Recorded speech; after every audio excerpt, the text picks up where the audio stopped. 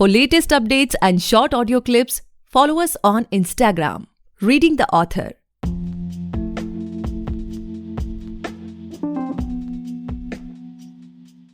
Hey guys, welcome back to the podcast Reading the Author, a unique show where we read authors' mind and not their book. Meanwhile, I truly believe and pray that you and your families are completely safe and healthy as well. Guys, today we have Nisha Singh ma'am with us and she is the author of Safar-e-Hayat. Thank you so much ma'am हमारे show पर आने के लिए. We are truly honored कि आप हमारे show पर आए. Thank you, sir. Thank you so much. Pleasure ma'am. So ma'am हम पॉडकास्ट में आगे बढ़ें बट उससे पहले हम चाहेंगे कि आप अपने बारे में हमारे लिसनर्स को कुछ बताएं एंड डू शेयर कि आपने ये लिखने की जर्नी कैसे स्टार्ट. मेरा नाम निशा सिंह है. मैं चंडीगढ़ से हूँ और मैं एक स्टूडेंट हूँ. मैंने MCM कॉलेज से अपनी ग्रेजुएशन की है और मास्टर्स मैंने GCG 11 से की है. अभी मैं करंटली M.Ed कर रही हूँ SRM ग्लोबल कॉलेज से. और लिखने की जर्नी मेरी स्टार्ट 7th क्लास में हो गई थी. मैंने अपने ग्रैंडफादर को जब मेरे ग्रैंडफादर एक्सपायर हुए थे उसके बाद अकेलापन फील हुआ था मुझे. तो मैंने लिखना पहले पर्सनल डायरी से शुरू किया था.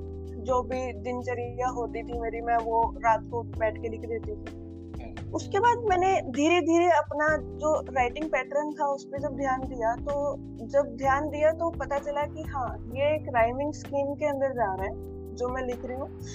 कई बार 2 लाइन जुड़ जाती थी, कई बार 3 लाइन जुड़ जाती थी. उस टाइम पे बच्ची थी तो थोड़ा आइडिया नहीं था. मैं उसी चीज को कंटिन्यू करती गई. मैंने अपनी जब कॉलेज के अंदर जब एक पोएम सुनाई डॉक्टर APJ अब्दुल कलाम के बारे में, जब वो उनकी डेथ हुई थी, उसके बाद मेरे को मालूम पड़ा कि हाँ मेरे को लिखने में मजा आता है और मैं इसको एंजॉय करती हूँ और अच्छा लिखा जाता है मुझसे. जब मैं लिखती हूँ तो मुझे अच्छा लगता है. उसके बाद फिर मैंने लिखना दोबारा शुरू किया और हिंदी लिटरेचर पढ़ी. पहले पोएम्स के बारे में देखा कि पोएम्स लिखते कैसे हैं, अलग अलग ऑथर्स को पढ़ा. मैंने सबसे पहले पोएम्स जो पढ़ी थी वो मैंने गुलजार साहब की पढ़ी थी. और जब मैंने उनको पढ़ा था मैं मतलब पढ़ती ही रहती थी मैं पोएम्स. कई बार तो ऐसा होता था कि एग्जाम्स भी होते थे तो भी मैं पोएम्स पढ़ रही हूँ. तो मजा आता था. और अभी भी मैं जब लिखती हूँ तो कभी ऐसा नहीं होता कि यार मतलब एक फोर्सफुली लिखा जा रहा है. जो चीज दिल से आ रही है वो लिखती हूँ. ओके. सो मैम जैसा कि हमें पता है कि बुक रिलीज हो चुकी है, it's performing really well on Amazon. तो उन रीडर्स के बारे में बात करते हैं जो इस पॉडकास्ट को सुनने के बाद आपकी बुक खरीदना चाहेंगे, पढ़ना चाहेंगे, तो वो क्या एक्सपेक्ट कर सकते हैं आपकी बुक से. अगर आप कुछ इनसाइट शेयर कर दें अपने बुक के बारे में. जी सर. सफर-ए-हयात जैसे इसका नाम ही बता रहा है कि ये लाइफ की जर्नी है. आप इस बुक के अंदर जितने भी पोएम्स हैं, जितनी भी कविताएं हैं, उसके अंदर आप अपने आप को देख सकते हो. मेरी किसी भी पोएम को उठा के, किसी भी कविता को उठा के, या वो कोई स्टूडेंट है या कोई अडल्ट है, कोई भी है, वो उस पोएम को फील कर सकता है. उसके साथ कभी ना कभी वो चीज हुई है. बेसिकली सर इसके अंदर पोएम्स वो हैं जो आपको as a student, as an adult और एज अ चाइल्ड आपको फील कराएंगे कि हाँ ये चीजें मेरे साथ हुई है. मैं कभी सैड भी हुआ हूँ, मैंने कभी गिव अप करने के लिए भी सोचा है और मैंने उस गिव अप करने के बाद मैं उसके बाद उठा भी. तो हर किसी की लाइफ में ये जर्नी आती है. जब उसका स्ट्रगल टाइम होता है तो बंदा गिव अप कर देता है कई बार और फिर अगले सेकंड में ये सोचता है यार ऐसे नहीं होता, गिव अप नहीं करना, अभी आगे बढ़ते हैं, क्या पता सक्सेस मिल जाए. तो मैंने उसी बेस के ऊपर ये पोएम्स लिखे हैं और ये सारे के सारे पोएम्स मेरी लाइफ के ऊपर ही हैं. जो मैंने फील किया है वो मैंने पेपर पे उतारा है.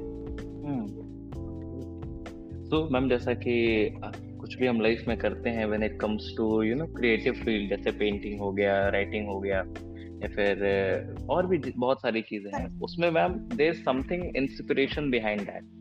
तो इस बुक के लिखने के पीछे आपका क्या इंस्पिरेशन था? आपने यही टॉपिक्स क्यों चूज किए? You could have written something right, but आपने स्पेशली ये सारी चीजें जो कि रिलेटेबल है किसी की भी लाइफ में या आपके अपनी लाइफ से हुई है, आपने इन्हें क्यों चूज किया? सर इसके पीछे एक रीजन था कि स्कूल में कोई फ्रेंड्स नहीं थे और कॉलेज में जाके कई फ्रेंड्स बने हैं. तो स्कूल और कॉलेज के बीच की जो जर्नी है मेरे को किसी ना किसी तरीके से निकालनी थी, और कोई ना कोई फ्रेंड तो चाहिए ही होता है। तो मैंने पेपर और पेन को अपना फ्रेंड बनाया, और जो भी लाइफ के अंदर उस टाइम पे होता था मैं लिखती जाती थी, और यही इंस्पिरेशन था, अकेलेपन को दूर करना था बेसिकली। तो ma'am like it would be very early अभी पूछना, बट स्टिल जिन लोगों ने इस किताब को पढ़ लिया है वो अभी आपसे क्या एक्सपेक्ट कर सकते हैं? Like what's upcoming? Nisha ma'am अभी क्या लिख रही हैं, या फिर कुछ उनके आगे की क्या प्लान्स हैं रिलेटेड टू बुक्स? अभी कुछ अगर पाइपलाइन में है तो वो क्या चीज है, प्लीज बताएं। सर अभी जो मैंने सोचा है, मैं अभी लव के ऊपर लिखना चाहती हूँ, क्योंकि मेरी पोएम्स एक्सट्रीमली सैड उसमें जाती हैं हमेशा, और उस चीज को लिखने के लिए मैं अपने आप को प्रिपेयर कर रही हूँ। और मेरी नेक्स्ट बुक मतलब जब भी लॉन्च होगी वो लव के ऊपर ही होगी। अभी तो मैं थोड़ा एग्जाम्स में बिजी हूँ, तो मैं मोहब्बत के ऊपर ही लिखना चाहूंगी, और उसके लिए मैं काफी रिसर्च भी कर रही हूँ, क्योंकि कभी प्यार किया नहीं किसी से, तो इसलिए मेरे को मालूम भी नहीं कि प्यार पे कविताएं कैसे लिखते हैं। That's definitely ma'am. So ma'am like जैसे कि अब तो आप इस इंडस्ट्री से जुड़ी हुई हैं, when it comes to this book industry, तो मेरा पर्सनली क्या मानना है कि आफ्टर द फर्स्ट लॉकडाउन जो ऑथर्स की क्वांटिटी थी वो बहुत बल्कअप हो गई। लाइक हर हफ्ते बहुत सारी बुक्स पब्लिश हो रही हैं आजकल, एंड कहीं ना कहीं पब्लिशिंग इजी भी हो गई है। लाइक अमेजोन का डायरेक्ट पब्लिशिंग है, लिटरेरी एजेंट्स है, बहुत सारे पब्लिशिंग हाउसेस हैं, तो ऑप्शंस बहुत खुल गए हैं बुक पब्लिश करने के लिए। तो आपके हिसाब से मैम अगर इस इंडस्ट्री में अपने बुक को थोड़ा अलग दिखाना है या सबसे ऊपर रखना है, तो क्या वो आजकल बहुत डिफिकल्ट हो गया है बिकॉज की क्राउड बहुत ज्यादा है, या फिर आप उन लोगों में से हैं जो सोचते हैं कि क्रिएटिविटी का में कोई कंपटीशन नहीं होता है, सबका अपना कोई स्पेसिफिक एरिया होता है, कोई जॉनरा होता है, सबकी अपनी एक पर्टिकुलर ऑडियंस होती है? आप क्या सोचते हैं इस बारे में? सर मैं ऑब्वियसली यही चीज सोचती हूँ कि हर किसी का अपना एक जॉनर होता है, और आप अगर कुछ लिख रहे हो, और हर इंसान अब जब कुछ लिखता है वो दिल से लिखता है, नहीं दिल के बिना लिखा ही नहीं जाएगा, ठीक है? जब तक आप उस चीज को फील नहीं कर सकते आप कुछ नहीं लिख सकते हो, आप खुद भी ये चीज फील करोगे। और रही बात मार्केटिंग की या फिर पब्लिशिंग हाउस की, तो मार्केटिंग बुक की डिपेंड करती है उसके कंटेंट के ऊपर। आपकी बुक जब तक मार्केट में नहीं अच्छी आएगी, जब निखर के आएगी, जब तक आप अपने कंटेंट के ऊपर ध्यान नहीं दोगे। अगर आपने अपनी कविताओं के ऊपर ध्यान दिया है, आपने अपने राइटिंग स्किल्स के ऊपर ध्यान दिया है, आपकी बुक अच्छे से चलेगी। आप फिर उस चीज के लिए आपको टेंशन लेने की जरूरत नहीं है कि मेरी मार्केटिंग कैसे होगी, क्या होगा, इसका रेट क्या रहेगा। नहीं, आप सिर्फ और सिर्फ अपनी राइटिंग के ऊपर ध्यान दीजिए, बाकी आपका कंटेंट अपने आप बोल देगा, आपके बुक के बारे में भी और आपके बारे में। तो आपका ऐसा कोई पर्टिकुलर राइटिंग शेड्यूल रहा है मैम? लाइक आप पूरे दिन में कुछ टाइम डिवोट करते हैं लिखने को, या फिर रैंडम जैसा बेसिकली मेरे साथ होता है कि कभी कहीं जा रहा हूँ या कुछ काम करते हुए कोई थॉट आया तो फोन में या डायरी में लिख लिया, फिर बाद में बैठ के लिख रहे हैं? Like how does it goes with you? Sir मैंने जब स्टार्टिंग की थी तो मेरे को मतलब अपनी स्टडी चेयर पे बैठ के ही लिखा जाता था, और अब ऐसा होता है कि मैं कहीं घूमने जा रही हूँ, ओपन माइक्स अटेंड करती हूँ, उसके अंदर अगर कोई वर्ड आता है तो मैं ऑटोमेटिकली अपना उसी टाइम एक डायरी में लिख लेती हूँ वो वर्ड। और जब मैं घर आती हूँ अगर वो वर्ड मेरे माइंड में है तो मैं फिर ज्यादा सोचने पे थोड़ा सा अपने आप को फोर्स करती हूँ कि सोच ले इस बारे में, अगर थॉट आ रहा है। अगर जबरदस्ती कोई नहीं होती कि उसी वर्ड पे ही लिखनी है। हाँ, वो वर्ड मेरे पास रहता है, इन फ्यूचर मैं उस वर्ड को यूज करती हूँ। तो ऐसा कोई पर्टिकुलर टाइम नहीं है, जब भी ख्याल आ जाए उसी टाइम उस कागज के ऊपर निकाल देती हूँ। मैम आपने बताया ओपन माइक से रिलेटेड, तो इनफैक्ट मैंने आपके प्रोफाइल पे भी देखा था कि आप ओपन माइक्स करते भी हैं, तो उसका कुछ एक्सपीरियंस बताइए। Like how does it start, या फिर वहाँ पे आप कैसे मतलब क्या करते? बहुत लोगों के माइंड में है कि ओपन माइक पे सिर्फ क्या कहते हैं उसे कॉमेडी हो पाती है, बट इससे रिलेटेड कुछ आप बताएं।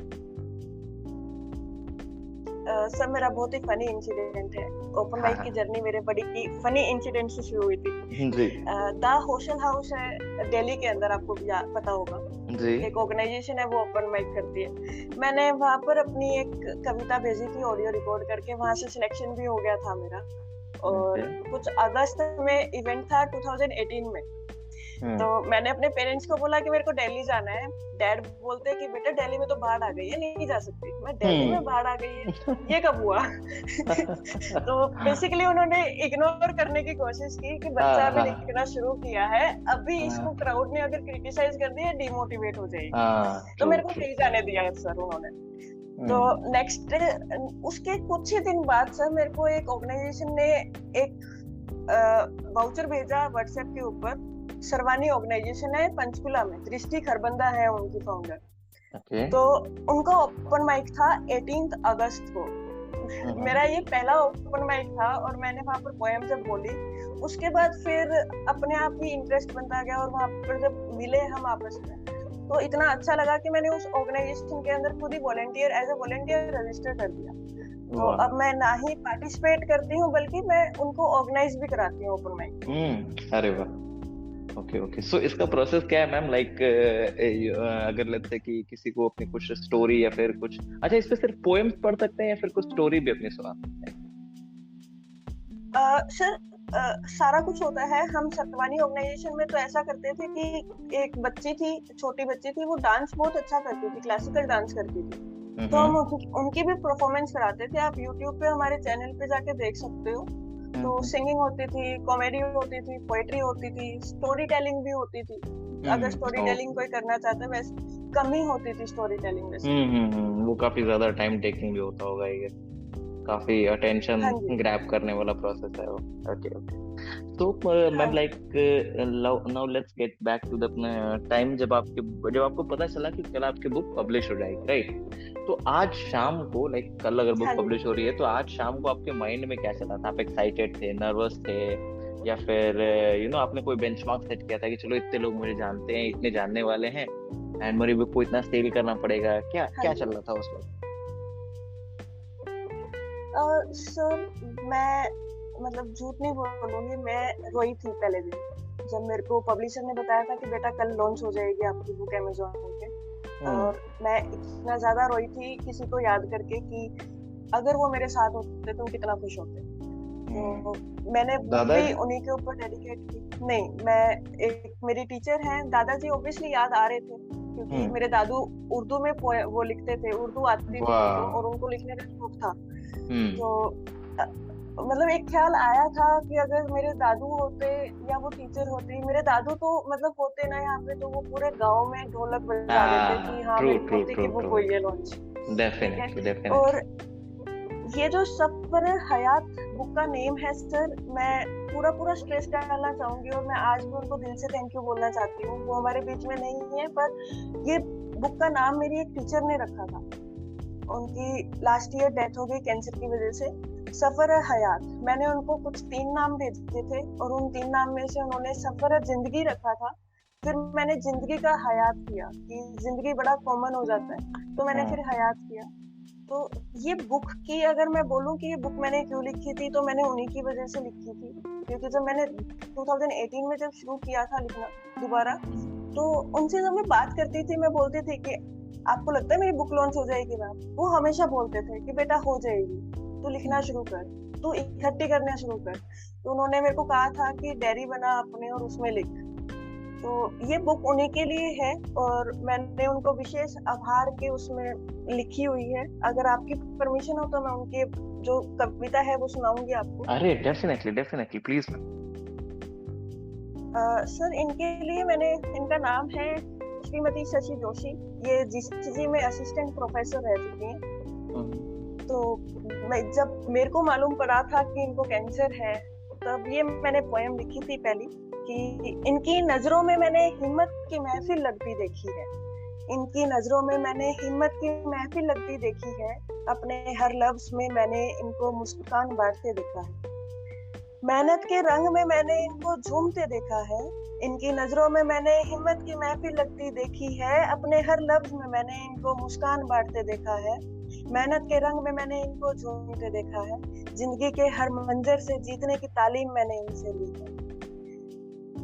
तो ये पोएम, ये कविता मेरे दिल के बहुत करीब है क्योंकि जब मेरे को जब पता चला था कि उनको कैंसर हुआ था, तो मैंने लिखी थी उनको। और ये जो सेकंड कविता है, ये मैंने 28 अक्टूबर को लिखी थी रात को बैठ के, ये उस दिन एक्सपायर हुए थे मैम, तो अगर आपकी परमिशन है तो ये भी सुनाना चाहूंगी। Please please please ma'am. यूँ तो मैंने भी एक फैसला किया था उस दिन कि अब मजबूत होकर जीतूंगी। यूँ तो मैंने भी एक फैसला किया था उस दिन कि अब मजबूत होकर जीतूंगी। पर शशि, मालूम तो तुम्हें भी ये होगा कि हर कामयाबी की खबर मैं अब किसको भेजूंगी, कि हर कामयाबी की खबर मैं अब किसको भेजूं। तो सर, इस कविता के पीछे एक राज है कि मैं जो भी कविता लिखती थी या मेरी कोई भी अचीवमेंट होती थी, ओपन माइक में अगर प्रेज मिली है या किसी ने कुछ गिफ्ट दिया है, तो सबसे पहले मैं उन मैम को बताती थी, टेक्स्ट करती थी कि मैम मैंने ये चीज लिखी है। तो वो मेरी स्पेलिंग्स भी ठीक करते थे, हर चीज में हेल्प करते थे। तो ये बुक का सारा क्रेडिट उन्हीं टीचर को जाता है, शशि मैम को ही जाता है। बिल्कुल बिल्कुल बिल्कुल। तो मैम लाइक मेरा नेक्स्ट जो क्वेश्चन है वो ये है कि मैं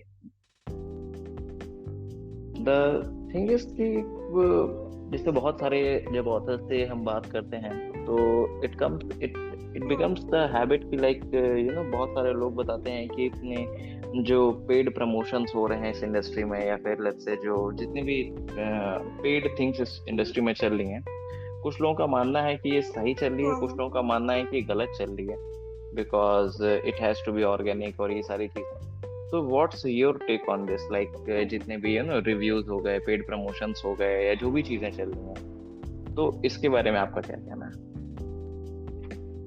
सर, पेड प्रमोशंस की जहाँ तक बात है तो अभी तक तो मैंने अपनी बुक का कोई प्रमोशन कराया नहीं तो मेरे को आइडिया भी नहीं है इस चीज का। हाँ, मेरे पास इंस्टाग्राम पे काफी मैसेजेस आते हैं प्रमोशन के ठीक है, पर मैंने कभी भी ध्यान नहीं दिया उन चीजों पे, क्योंकि मेरा ये मानना है कि अगर मैं अच्छी कविताएं लिख रही हूँ और मेरे को लगता है अच्छी कविताएं लिख रही हूँ मैं, तो मेरे को कोई प्रमोशन की जरूरत नहीं है। जो लोग मेरी कविताओं को सुनते हैं वो ऑटोमेटिकली मेरी किताब खरीदेंगे। और मैंने आज तक अपने पब्लिशर से ये तक नहीं पूछा है कि मेरी किताब कितनी सेल हुई है मेरा कभी ध्यान ही नहीं गया सर, मैंने कभी इनकम के बारे में सोचा ही नहीं इस चीज के लिए। ओके। मैं तो दिल से लिखती हूँ तो हाँ जी, हाँ प्लीज बताइए। मैं दिल से लिखती हूँ तो मैं हमेशा दिल के ही सुनती हूँ कि हाँ इनकम नहीं चाहिए तो नहीं चाहिए, बस दिल की सुनो बस। एंड कहीं ना मेरा ये मानना है कि जैसे बहुत कम ऐसे लोग हैं इंडिया में जो कि राइटिंग को एज अ प्रोफेशन यूज करते हैं, बुक लिखने को, राइट?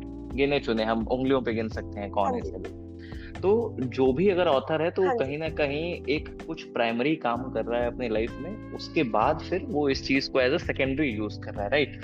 और कहीं ना कहीं वो उसका पैशन है तब वो कर रहा है। तो अगर हम पैशन में भी पैसे को ऐड कर देंगे तो कहीं ना कहीं फिर वही 9 to 5 हो जाएगा कि हम उसमें अपने माइंड लगा रहे हैं कि कहाँ से और पैसे आ सकते हैं, कैसे इसको और प्रमोट किया जा सकता है, ये सारी चीजें। और जब हम इसे खुले दिल से लिखते हैं कि अरे ठीक है कोई नहीं खरीदेगा, एक आदमी भी खरीदे बहुत है मेरे को, तो कहीं ना कहीं हम रियल चीजें लिख पाते हैं जो हम महसूस कर रहे हैं। वरना फिर हम मास टारगेटिंग करने लगते हैं कि अरे लोगों को ये पसंद आएगी, चलो ये लिखो। हाँ जी, तो यही बात है, मेरा भी यही कारण है कि अगर मैंने ये सोच लिया कि मेरे को मार्केटिंग करनी है अपनी बुक की, और मेरे माइंड में अगर दौलत के बारे में अगर आ गया कि सफर है हयात से मेरे को दौलत कमानी है, तो सर मैं अगले दिन से लिखना ही छोड़ दूंगी बिल्कुल मेरे से लिखा ही नहीं जाएगा जी। So, my last question to you of this podcast is like बहुत सारे ऐसे ऑथर्स होंगे, अपकमिंग ऑथर्स होंगे बेसिकली, जो कि इस पॉडकास्ट को सुनने के बाद लिखना शुरू करेंगे, या फिर उनका पहला ड्राफ्ट उनके हाथ में होगा, अभी बुक पब्लिश नहीं हुई होगी। तो what would be your advice for the upcoming authors? Sir, मेरी एक ही एडवाइस रहेगी कि हिंदी लिटरेचर जिस भी आप लैंग्वेज में लिख रहे हो उसकी लिटरेचर के बारे में अच्छे से नॉलेज ले लो, बुक्स को पढ़ो, जो आइडियाज आते हैं उनको पेपर पे उतारो, और अगर आपको लगता है कि हाँ मेरे को और ज्यादा कुछ इम्प्रूव करने की जरूरत है तो आप इम्प्रूव कीजिए। और हाँ, क्रिटिसिज्म को कभी भी नेगेटिव सेंस में मत लो कि उसने मेरे को क्रिटिसाइज कर दिया, मैं लिखना छोड़ दूंगा या लिखना छोड़ दूंगी, नहीं। लोग क्रिटिसाइज करेंगे, आपको सीखने को मिलेगा। मेरे पेरेंट्स भी मेरे को क्रिटिसाइज करते हैं, मेरे को और कोई क्रिटिसिज्म मिलता ही नहीं है, सिर्फ मेरे पेरेंट्स करते हैं। तो मेरी पहले ही आलोचना मेरे घर से हो जाती है। हाँ जी, मेरी पहले ही आलोचना मेरे घर से हो जाती है। तो मैं सिर्फ यही बोलूंगी कि अपने क्रिटिसिज्म को ढूंढो, पहले क्रिटिक्स को ढूंढो कि आपको क्रिटिसिज्म कौन दे रहा है आपकी कविताओं पे। अगर आपको क्रिटिसिज्म कोई नहीं दे रहा है, मतलब वो ध्यान से सुन नहीं पा रहे हैं लोग, आपका मैसेज कन्वे नहीं हो रहा है। बिल्कुल। हाँ जी, इनफैक्ट मेरे साथ भी ऐसा ही होता है, जब भी जैसे नया पॉडकास्ट लॉन्च करो या कोई एपिसोड लॉन्च करो या लेट्स से कोई सेमिनार अगर किसी कॉलेज में देख के आते हैं, तो सबसे पहले मम्मी पापा एंड दीदी देखते हैं, उसमें बताते हैं कह रही ऐसे बोलना था, ये हाथ ऐसे रखना था, ये ऐसे नहीं बोलना चाहिए था, ये वर्ड नहीं यूज करना चाहिए था। हाँ, मैं इंस्टाग्राम पे जब भी पोएम्स डालती हूँ वीडियो डाल के, तो मेरे डैड मेरे को 10-15 बार रिकॉर्ड करवाते हैं कि बेटा तेरा ये वाली टोन ऊपर जा रही है, बेटा ये वाला वर्ड थोड़ा और प्रेशर से एम्फसाइज करके। पेरेंट्स हाँ जी, पेरेंट्स तो फिर हमेशा क्रिटिक्स के उसमें रहते हैं। बिल्कुल। Okay, so that's all for today, guys. I hope you must have enjoyed this lovely conversation with Nisha ma'am. And if you do, then do follow our podcast, Reading the Author, available on all the leading podcast platform. And don't forget to buy and read the book. आप जैसे Amazon पे जाएं, वहाँ पे search करें निशा सिंह, या फिर आप सर्च कर सकते हैं सफर हयात, बुक आ जाएगी। जरूर खरीदें, पढ़ें और अपने जानने वालों के साथ, चाहने वालों के साथ जरूर शेयर करें। Thank you so much, Nisha ma'am, for coming on our show. It was my honor to be able to host you today. Thank you, sir. Thank you so much. Thank you.